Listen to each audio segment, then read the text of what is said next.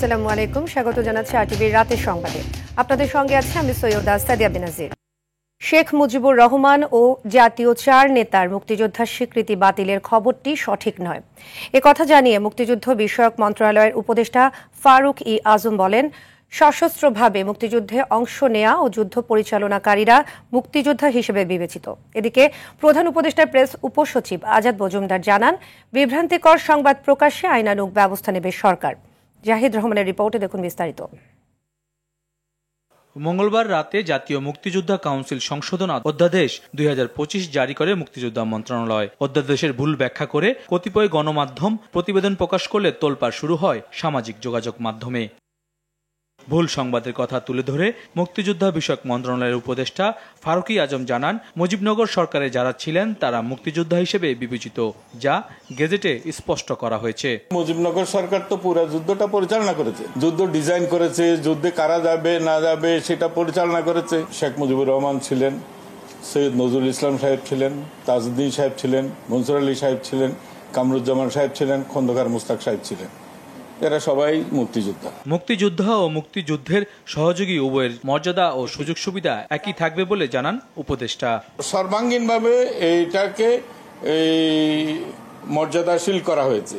এটা এই নয় যে যারা সহযোগী মুক্তিযোদ্ধা হবেন তারা মর্যাদা ক্ষুণ্ণ হয়েছে, এটা মোটেও না, কারণ ওই অবদানও অসাধারণ। এদিকে ফরেন সার্ভিস একাডেমিতে প্রধান উপদেষ্টার উপপ্রেস সচিব জানান, মুজিবনগর সরকারের থাকাদের মুক্তিযোদ্ধা তালিকা থেকে বাদ দেওয়ার সংবাদ বিভ্রান্তিকর। যেখানে তারা ভুল সংবাদটি ছাপিয়েছেন ঠিক একই জায়গায় তারা তাদের সংশোধনী প্রকাশ করে তারা তাদের পাঠকদের কাছে দুঃখ প্রকাশ করবেন এবং আমাদের বাংলাদেশের মানুষ যাদেরকে তারা বিভ্রান্ত করেছেন এই ভুল সংবাদ দিয়ে তাদের কাছেও দুঃখ প্রকাশ করবেন। যারাই এখন থেকে এই ধরনের ভুল সংবাদ প্রকাশ করবেন বা বিভ্রান্তিকর প্রকাশ করবেন, যেগুলো আমাদের মানুষকে বিভ্রান্ত করবে, সরকার তাদের বিরুদ্ধে প্রয়োজনীয় আইনানুগ ব্যবস্থা গ্রহণ করবে। 1972 সালে মুক্তিযোদ্ধার সংজ্ঞা ঠিক রেখে 2018 ও 2022 হাসিনা সরকারের পরিবর্তিত সংজ্ঞা বাদ দেওয়ার কথা জানিয়েছে সরকার। মুক্তিযোদ্ধা ও মুক্তিযুদ্ধের সহযোগী দুইয়ের সম্মান, মর্যাদা এবং সুযোগ সুবিধা একই থাকবে, এটা আমাদেরকে। জাহিদ রহমান, আরটিভি, ঢাকা। প্রধান উপদেষ্টা ডক্টর মোহাম্মদ ইউনূসের কাছে দ্বিতীয় ইন্টারিম প্রতিবেদন জমা দিয়েছে গুম সংক্রান্ত কমিশন। বুধবার সকালে যমুনায় বিচারপতি মইনুল ইসলামের নেতৃত্বে কমিশনের সদস্যরা এ প্রতিবেদন জমা দেন।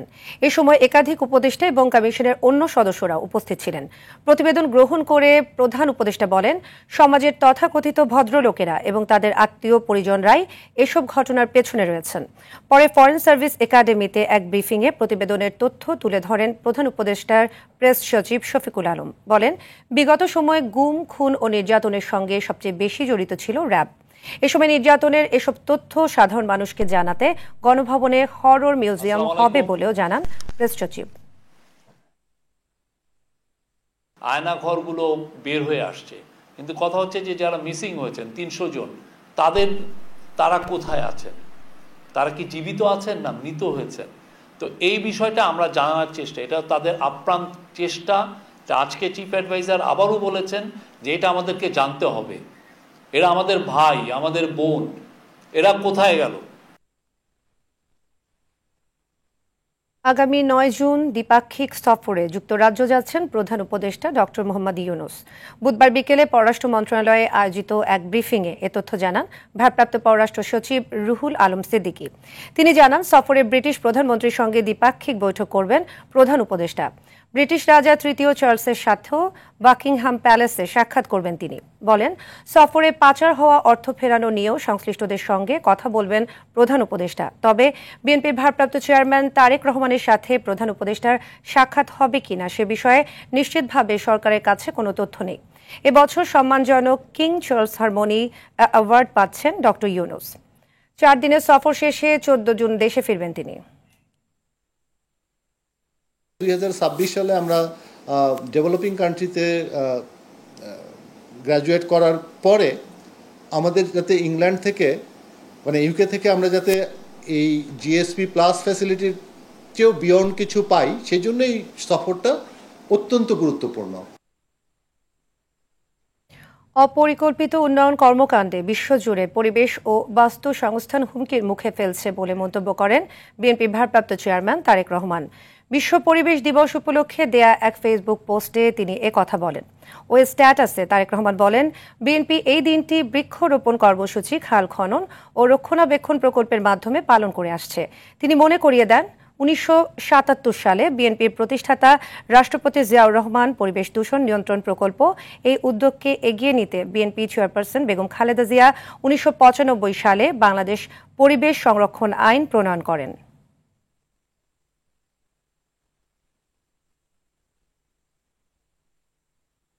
অন্তর্বর্তী সরকারের প্রস্তাবিত বাজেট একমুখী, অগ্রহণহীন ও গতানুগতিক ধারার বলছে বিএনপি। রাজনৈতিক দল ও জনগণের মতামত নিয়ে প্রণয়ন করলে বাস্তবসম্মত হতো বলে মনে করছে দলটি। কালো টাকা সাদা করার সুযোগ দিয়ে কর খেলাপিদের পুরস্কৃত করা হয়েছে বলে মন্তব্য করেন বিএনপির স্থায়ী কমিটির সদস্য আমির খসরু মাহমুদ চৌধুরী। এই বাজেট দেশের দারিদ্র্যের হার বাড়াবে বলেও মনে করেন তিনি। রুদ্র রফিকের রিপোর্টে দেখুন বিস্তারিত। গেল 2 জুন 2025-26 অর্থ বছরের জন্য 7,90,000 কোটি টাকার বাজেট ঘোষণা করে সরকার। অন্তর্বর্তী সরকারের এই বাজেট নিয়ে আনুষ্ঠানিক প্রতিক্রিয়া জানিয়েছে বিএনপি। সহযোগিতামূলক পদ্ধতি সেবা প্রদান। গুলশানে দলীয় চেয়ারপারসনের কার্যালয়ে আয়োজিত সংবাদ সম্মেলনে স্থায়ী কমিটির সদস্য আমির খসরু মাহমুদ চৌধুরী বলেন, প্রস্তাবিত বাজেট আগের সরকারেরই ধারাবাহিকতা। আমরা প্রত্যাশা করেছিলাম অন্তর্বর্তীকালীন সরকার আন্দোলনকারী রাজনৈতিক দলের সাথে আলোচনা করে ন্যূনতম জাতীয় ঐক্যমত্য স্থাপনের মাধ্যমে বাজেট প্রণয়ন করবে। বাজেট প্রণয়ন একমুখী, অংশগ্রহণহীন ও গতানুগতিক ধারার। কালো টাকা সাদা করার সুযোগকে নিয়মিত কর প্রদানকারীদের প্রতি অবিচার করা হবে বলে জানান খসরু। কালো টাকা সাদা করার সুযোগ কর ফাঁকি প্রদানকারীদের পুরস্কৃত করছে। ভ্যাট বৃদ্ধির মাধ্যমে বরাবরের মতো করের বোঝা সাধারণ জনগণের কাঁধে চাপানো হয়েছে। ইতিমধ্যে 27 লক্ষ মানুষ হতদরিদ্রের পর্যায়ে চলে গেছে অলরেডি, এবং এইটা তো এই ধারা চলতে থাকলে আরো মানুষ দরিদ্রের সীমার নিচে চলে যাবে। যে বৈষম্যহীন সমাজের জন্য আন্দোলন হয়েছে তার প্রতিফলন এবারের বাজেটে নেই বলেও জানান তিনি। বিশেষ করে মূল কাঁচামালের জন্য। রুদ্র রফিক, RTV, ঢাকা। ঈদুল আজহার লম্বা ছুটিতে প্রিয়জনের সঙ্গে ঈদ উদযাপন করতে রাজধানী ছাড়ছেন লাখো মানুষ। বিগত কয়েকদিনের তুলনায় কমলাপুর রেল স্টেশনে যাত্রীচাপ বেড়েছে। সড়ক পথেও একই অবস্থা। তবে যাত্রাপথে ভোগান্তি না থাকায় সবার চোখে মুখে ছিল স্বস্তির ছাপ। স্বরাষ্ট্র উপদেষ্টাও জানান, ঈদ যাত্রা নির্বিঘ্ন করতে সার্বক্ষণিক কাজ করছে আইনশৃঙ্খলা বাহিনী। আরও জানাচ্ছেন GM মাহমুদ। ঈদুল আজহার আগে সরকারি কর্মকর্তা কর্মচারীদের শেষ কর্মদিবস বুধবার। বৃহস্পতিবার থেকে টানা 10 দিন ঈদের ছুটি উদযাপন করতে রাজধানীর সড়ক ও রেলপথে ঘরমুখো মানুষের ভিড়। ঈদযাত্রার পঞ্চম দিনে ভোর থেকেই কমলাপুর রেলওয়ে স্টেশনে শুরু হয় যাত্রীর চাপ। টিকিট সংগ্রহ নিয়ে কিছু অভিযোগ থাকলেও ভোগান্তিহীন যাত্রায় খুশি তারা। টিকিট ম্যানেজ করতে পারিনি, আমরা ব্ল্যাকে কাটতে হয়েছে, সেটা 3 গুণ টাকা দিয়ে কিনতে হয়েছে। ওরা কি করে টিকিট পাই সেটাও আমরা বুঝতে পারি না। আমার দাদু বাসায় যাচ্ছি, আমি মামার বাড়িতে যাচ্ছি।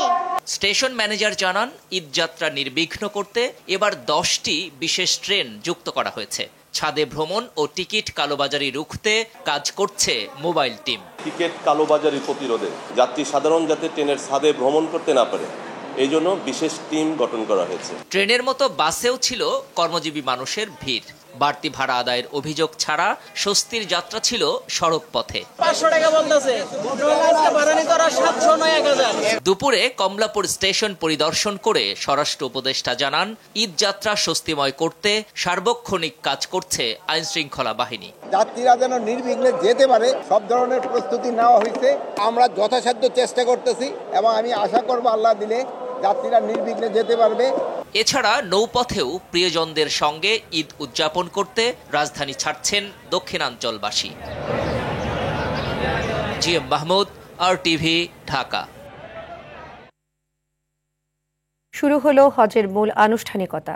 লাব্বাইক আল্লাহুম্মা লাব্বাইক ধ্বনিতে মুখর মিনা উপত্যকা। অন্যান্য দেশের হাজিদের সঙ্গে জড়ো হয়েছেন বাংলাদেশের ৮৭,১৫৭ হাজিও। মিনায় রাত্রিযাপন শেষে বৃহস্পতিবার রওনা হবেন আরাফাতের উদ্দেশ্যে। সেখানে অনুষ্ঠিত হবে হজের মূল খুতবা। রাকিব হাসানের রিপোর্টে বিস্তারিত।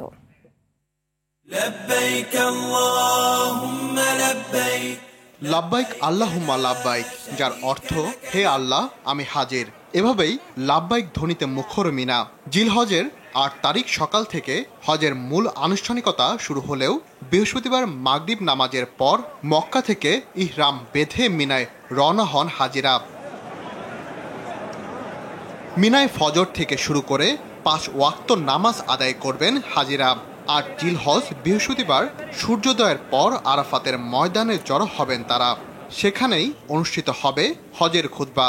আরাফাতের ময়দানে অবস্থান করাকেই মূলত হজ হিসেবে গণ্য করা হয়। এবছর হজের খুতবা দেবেন মসজিদুল হারামের ইমাম ও খতিব শায়েখ ডক্টর সালেহ বিন হুমায়দ। একই সঙ্গে মসজিদের নামিরাতে নামাজও পড়াবেন তিনি। ৮ জিলহজ সূর্যাস্ত পর্যন্ত আরাফার ময়দানে অবস্থান করে হাজিরা চলে যাবেন মুজদালিফায়। সেখানে রাত্রি যাপন ও শয়তানকে পাথর মারার উদ্দেশ্যে পাথর সংগ্রহ করবেন তারা। ৯ জিলহজ মুজদালিফা থেকে মিনায় যাবেন হাজিরা। এখানেই 11 জিলহজ পর্যন্ত শয়তানকে পাথর মারার উদ্দেশ্যে অবস্থান করবেন আল্লাহর মেহমান। রাকিব হাসান, RTV। জমে উঠতে শুরু করেছে কোরবানির পশুর হাট। হাঁকডাকে মুখর রাজধানীর প্রতিটি স্থায়ী ও অস্থায়ী হাট। পছন্দের পশু কেনার পরপরই হাসি ফোটে ক্রেতাদের মুখে। আর বৃহস্পতিবারের মধ্যে চাহিদা মতো দামে বিক্রির আশা ব্যাপারীদের। হাটে আইনশৃঙ্খলায় র্যাব, পুলিশের পাশাপাশি সাদা পোশাকে কাজ করছে গোয়েন্দারা। এদিকে হাট জীবাণুমুক্ত রাখতে সুরক্ষা বুথের মাধ্যমে কাজ করে যাচ্ছে ডেটল। সাকিবুর রহমানের রিপোর্টে বিস্তারিত। ঈদুল আজহাকে কেন্দ্র করে সারা দেশ থেকে রাজধানীর বিভিন্ন হাটে এসেছে কুরবানির পশু। তাই জমে উঠতে শুরু করেছে প্রতিটি হাট। শুরু হয়েছে বেচা বিক্রি। যেরকম খরচ ডিমান্ড হয়েছে সেভাবে দাম কয় না। দাম এভারেজ, খুব বেশি না আবার কমও না। ঘুরে ফিরে যাচাই করে ক্রেতারা নিচ্ছেন পছন্দের পশু। অন্যদিকে ঈদের আগে শেষ দুদিনে বিক্রি আরো বাড়ার আশা বিক্রেতাদের। বাজার মোটামুটি খারাপ না, গরু যাবে ঘুরে দেবো, সমস্যা নেই। এখন মোটামুটি আলহামদুলিল্লাহ এখন একটু কম আছে। হাটে আইন শৃঙ্খলায় কাজ করছে বিভিন্ন বাহিনীর সদস্যরা। আছে জাল টাকা শনাক্তের মেশিনও। যে হাটগুলো বৈধ এবং আমাদের অধিক্ষেত্রের মধ্যে যে হাটগুলো রয়েছে, আমরা প্রতিটা গরুর হাটে 2টি করে মেশিন আমরা দিয়েছি, যেন ক্রেতা বিক্রেতা জাল টাকা শনাক্তের জন্য আমাদের এখান থেকে ফ্রিতে সেবা নিতে পারেন। ইজারাদাররা বলছে সব নিয়ম মেনে হাট পরিচালনা করছে তারা। হাসিল তো গভর্নমেন্ট রেট যেটা আছে 5%, এটার উপরে নেওয়ার কোনো সুযোগ নাই। মাঠ সংলগ্ন এলাকা তো 2-1টা জায়গায় হয়তো একটু বাইরে গেছে, আমরা সকাল থেকেই সেগুলোকে আমাদের যে এরিয়াটা আছে ওই এরিয়ার ভিতরে আনার চেষ্টা করছি। এদিকে হাটে পশুর বর্জ্য থেকে জীবাণু ছড়ানো রোধে নানা কার্যক্রম চালিয়ে আসছে ডেটল। স্মার্ট হাট করার জন্য আমরা এই ক্যাম্পিংটা মূলত করছি। আমাদের ক্যাম্পিংয়ে আমরা একটা পানির বুথ বসাইছি, যেখানে মানুষ এসে পানি, বিশুদ্ধ খাবার পানি খেতে পারবে। এরপরে আমাদের এখানে যেসব ক্রেতা বিক্রেতা আছে সবাই এসে হাত পা ভালো করে পরিষ্কার করে নিতে পারবে। সুরক্ষিত কুরবানির হাট বাস্তবায়নে ডেটলের এ উদ্যোগে সহযোগী হিসেবে কাজ করছে RTV ও ঢাকা উত্তর city corporation. Sakibur Rahman, RTV, Dhaka. আপনার অনুদান আগামীর বাংলাদেশ স্লোগানে অনুদান সংগ্রহ শুরু করল জাতীয় নাগরিক পার্টি NCP। আর্থিক নীতিমালা ঘোষণা ও ক্রাউড ফান্ডিং বিষয়ে কেন্দ্রীয় কার্যালয়ে আয়োজিত সংবাদ সম্মেলনে একথা জানায় দলটি। আর্থিক নীতিমালা উপস্থাপন করেন NCPর কোষাধ্যক্ষ সাইদ মুস্তাফিজ। সদস্যদের মাসিক ফি 100 টাকা ক্যাম্পেইন, মক টি-শার্ট বিক্রি, গণচাঁদা ও কর্পোরেট অনুদান হবে NCPর আয়ের উৎস। ওয়েবসাইট, ব্যাংক ও মোবাইল ব্যাংকিং এর মাধ্যমে অনুদান দেয়া যাবে। স্বচ্ছ ও জবাবদিহিতামূলক আয় ব্যয় নীতি গ্রহণের কথা জানান NCPর সদস্য সচিব আক্তার হোসেন। আর রাজনৈতিক সংস্কৃতিতে গুণগত পরিবর্তন আনতে এমন নীতিমালা বলে জানান আহ্বায়ক নাহিদ হোসেন। আমরা যদি রাজনৈতিক সংস্কৃতির পরিবর্তন করতে চাই সামগ্রিকভাবে, এটা কোনো একক দলের পক্ষে কিন্তু সম্ভব না। আমরা একটা ইনিশিয়েটিভ নিচ্ছি আমাদের নতুন দল হিসেবে, এবং আমরা চাবো যে আমাদের পুরো রাজনৈতিক সংস্কৃতিতে অন্য রাজনৈতিক দলগুলোতেও এই আর্থিক স্বচ্ছতার বিষয়টা আসতে হবে। বাংলাদেশের রাজনৈতিক সংস্কৃতির যে পেশি শক্তির ব্যবহার, যে চাঁদাবাজি, টেন্ডারবাজি, এই সব কিছুই কিন্তু মূল জায়গাটা হচ্ছে অর্থ, কারণ আর্থিক স্বচ্ছতা রাজনৈতিক দলগুলো কিন্তু প্রকাশ করে। অবৈধভাবে ৬৪৫ কোটি টাকা আত্মসাতের অভিযোগে মোবাইল আর্থিক সেবা প্রতিষ্ঠান নগদের সাবেক ব্যবস্থাপনা পরিচালক তানভীর আহমেদ মিশুক, নির্বাহী পরিচালক শাফায়েত আলম, এএমডি মোহাম্মদ আমিনুল হক সহ 7 জনের বিরুদ্ধে মামলা করেছে দুর্নীতি দমন কমিশন। দুদক মহাপরিচালক আক্তার হোসেন ব্রিফিংয়ে জানান, পরস্পর যোগ সাজশে ক্ষমতার অপব্যবহার করে তারা দুর্নীতি করেছে। এছাড়া জ্ঞাত আয় বহির্ভূত ৮৪,৩৫,০০০ টাকার সম্পদের অভিযোগে সাবেক শিক্ষামন্ত্রী মহিবুল হাসান চৌধুরী নওফেলের ইমা ক্লেয়ার বার্টনের বিরুদ্ধে মামলা করেছে দুদক। ক্ষমতার অপব্যবহার এবং জালিয়াতির মাধ্যমে নগদে ৬৪৫,৪৭,৪১,০০০ অনুমোদিত ডিস্ট্রিবিউটরের মাধ্যমে রিফান্ডপূর্বক আত্মসাতের অপরাধ প্রমাণিত হয়। জনাব তানভীর আহমেদ মিশুক ব্যবস্থাপনা পরিচালক সহ নগদের 9 জন কর্মকর্তার বিরুদ্ধে মামলা রুজুর সিদ্ধান্ত গৃহীত হয়েছে। মিডল্যান্ড ব্যাংক পিএলসি এর 12তম বার্ষিক সভা অনুষ্ঠিত হয়েছে। দুপুরে হাইব্রিড সিস্টেমের মাধ্যমে রাজধানীর নৌ সদর দপ্তরের বিএন সাগরিকা হলে শেয়ার হোল্ডারদের উপস্থিতিতে অনুষ্ঠিত হয়েছে। অনুষ্ঠানে সভাপতিত্ব করেন ব্যাংকটির চেয়ারম্যান আহসান খান চৌধুরী। তাছাড়া নির্বাহী কমিটির চেয়ারম্যান রেজাউল করিম, অডিট কমিটির চেয়ারম্যান মোহাম্মদ আসিফুজ্জামান, ব্যাংকের পরিচালনা পর্ষদের ঝুঁকি ব্যবস্থাপনা কমিটির ডক্টর মুস্তাফিজুর রহমান সহ বোর্ড পরিচালকরা উপস্থিত ছিলেন।